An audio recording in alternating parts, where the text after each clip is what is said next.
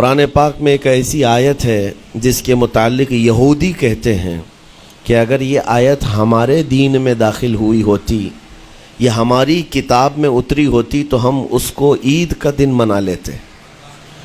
یہودی یہ کہتے ہیں اس آیت کا نزول اگر ہماری کتابوں میں ہوا ہوتا تو جس دن یہ آیت اتری اس دن کو ہم عید کا دن منا لیتے۔ وہ آیت کون سی ہے؟ وہی میں نے آج آپ کے سامنے تلاوت کی ہے۔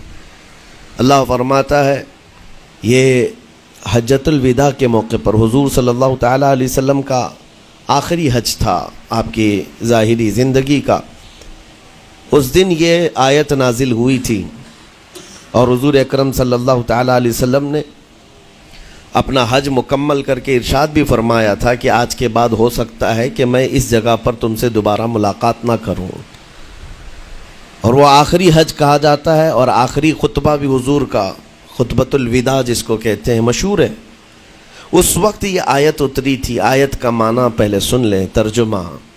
رب تعالیٰ فرماتا ہے الیوم اکملت لکم دینکم واتممت علیکم نعمتی، آج کے دن میں نے تمہارا دین مکمل کر دیا اور میری نعمتیں پوری اتار دیں۔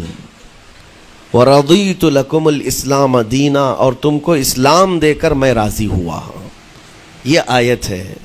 کسی بھی دین کے بارے میں یہ دعویٰ نہیں ہے کہ وہ پورا کمپلیٹ ہے سوائے اسلام کے۔ پہلے جتنے دین آتے رہے بعد میں اور اس میں شوشہ تھا کہ آخری نبی آنے والے ہیں، شریعت پھر بدلے گی۔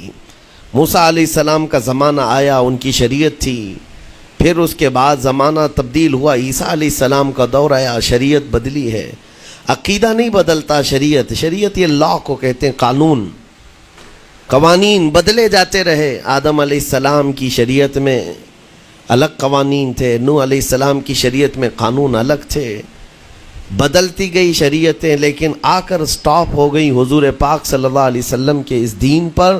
اور پھر رب تعالیٰ نے فرمایا اب دین کمپلیٹ ہو گیا، اب شریعت نہیں بدلی جائے گی قیامت تک، اس میں رد و بدل نہیں ہوگا۔ جو حرام ہے وہ قیامت تک حرام رہے گا، جو حلال ہے وہ قیامت تک حلال رہے گا۔ اب کوئی دنیا میں نہیں آئے گا جو اس شریعت میں کوئی نیا حلال پیدا کرے، نیا حرام پیدا کرے۔ حضور اکرم صلی اللہ تعالیٰ علیہ وسلم کا یہ دین کمپلیٹ ہے، مکمل ہے۔ اب آپ سنیے، قرآن پاک نے جب یہ فرما دیا کہ دین مکمل ہو گیا، یہ وعدہ، یہ دعویٰ کسی اور دین میں نہیں ہے، صرف اور صرف اسلام میں ہے کہ یہاں پیدا ہونے سے لے کر کے وفات تک کے مسئلے اللہ تعالیٰ نے تمہیں بیان کر دیے۔ وَلَا رَطْبٍ وَلَا يَابِسٍ إِلَّا فِي كِتَابٍ مُبِينٍ، کوئی خشکی کی چیز بھی نہیں ہے، کوئی تری کی چیز بھی نہیں ہے جس کو قرآن نے بیان نہ کیا ہو۔ رب تبارک و تعالیٰ نے ساری چیزیں بیان فرما دی، تمہاری شریعت کمپلیٹ ہے۔ آج تمہیں اپنی زندگی گزارنے کے لیے لا، قانون کسی ایرے غیرے کے پاس سے لینے کی ضرورت نہیں۔ اسلام ہر قانون تمہیں دیتا ہے، چاہے بچوں کے معاملات ہوں، چاہے جوانوں کے معاملات ہوں، شوہر بیوی کے حقوق ہوں، ماں باپ کے حقوق ہوں، استاد شاگرد کے معاملات ہوں، پڑوسیوں کے حقوق ہوں، تجارت کے، لین دین کے، نکاح کے، خلا کے، عدت کے، طلاق کے، سارے مسائل پورا کا پورا تفصیل کے ساتھ اسلام تمہیں دیتا ہے۔ اس طرح کا کوئی لا پوری دنیا میں نہیں ہے جس طرح اسلام کے پاس ہے۔ ظاہر سی بات ہے جب اسلام کے پاس اتنا بڑا مکمل نظام ہوگا تب تو پھر یہ ٹارگٹ نمبر 1 پوری دنیا میں ہوگا ہی ہوگا۔ یوں ہی اسلام سے لوگ نہیں چڑھتے، یوں ہی اسلام سے نہیں نفرت کرتے۔ ظاہر سی بات ہے کہ حسینوں سے ہی حسد ہوتا ہے، کوڑھی سے کون حسد کرے گا؟ جس کو کوڑ کی بیماری ہو اس سے کوئی حسد نہیں کرتا۔ ایک حسین دوسرے حسین سے بھی نفرت کرتا، حسد کرتا ہے، یا کم صورت والا اچھی صورت والے سے حسد فطری طور پر کرتا ہے۔ اسی لیے محاورہ کہا گیا ہے کہ حسینوں سے حسد ہوتا ہے، تو اسلام میں جو حسن ہے تو جتنے جلنے والے ہیں اتنے زیادہ حسد کرنے والے پیدا ہوتے ہی رہیں گے۔ اب آپ کے لیے یہ فخر کی بات ہے کہ دنیا جسے ٹارگٹ نمبر 1 کہتی ہے، جس سے چڑھتی ہے اور جلتی ہے، الحمدللہ رب تبارک و تعالیٰ نے وہ دین ہمیں عطا فرمایا۔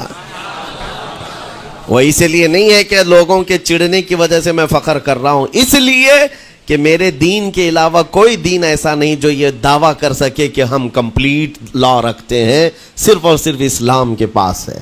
میں یہاں کھڑے ہو کر کے یہ صرف الفاظ کی پھیکم پھاک نہیں کر رہا ہوں، چیلنج ہے یہ۔ پوری دنیا کے کسی بھی ریلیجن کے پاس وہ سارے مسائل نہیں مل پائیں گے جو دین اسلام کے پاس موجود ہیں۔ دین اسلام کے لیے اگر آپ کو میں بتا دوں کہ اس کا جو فقہ کا نظام ہے، مسئلے مسائل، جس کو اگر آپ پڑھنے کی کوشش بھی کریں زندگیاں بیت جائیں، صرف اور صرف ایک چیپٹر پر کتابیں لکھی ہوئی ہیں۔ صرف نکاح کے مسئلے کتابیں پوری ہیں، صرف طلاق کے مسئلے پوری کتابیں موجود ہیں۔ اتنا وستار کے ساتھ، اتنا تفصیل کے ساتھ کوئی دین نہیں پیش کرتا، صرف اور صرف اسلام ہے۔